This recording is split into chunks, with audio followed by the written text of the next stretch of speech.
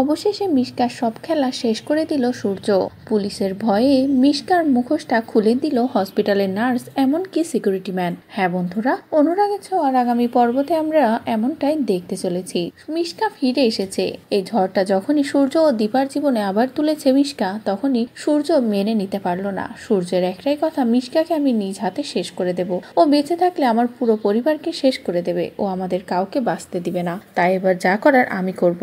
ওর আমি এমন শিক্ষা দেব যাতে ও আমাদের কোনো ক্ষতিই করতে পারে না। এদিকে সূর্যের এই বাড়াবাড়ি দেখে তো সাক্ষ্য, রূপা, সোনা সকলে মিলে সূর্যকে বোঝায় যে এভাবে তাড়াহুড়ো করে কোনো কিছু করা যাবে না। মিশকা যতটা চালাক, মিশকার সাথে এমন ভাবে লড়াই করা যাবে না। মিশকাকে হাতে নাতে ধরতে হবে। মিশকাকে এমন ভাবে ধরতে হবে যেন মিশকাকে আমরা সরাসরি পুলিশের হাতে তুলে দিতে পারি। যে কথা শুনে সূর্য নিজের মাথাটা ঠান্ডা রাখে। এদিকে রূপা সূর্যকে বলে, মিশকা যেহেতু হসপিটালে আছে, আমাদের হসপিটালে যে এই সবটা খোঁজ খবর নিতে হবে। এরপরে সূর্য চলে যায় হসপিটালে।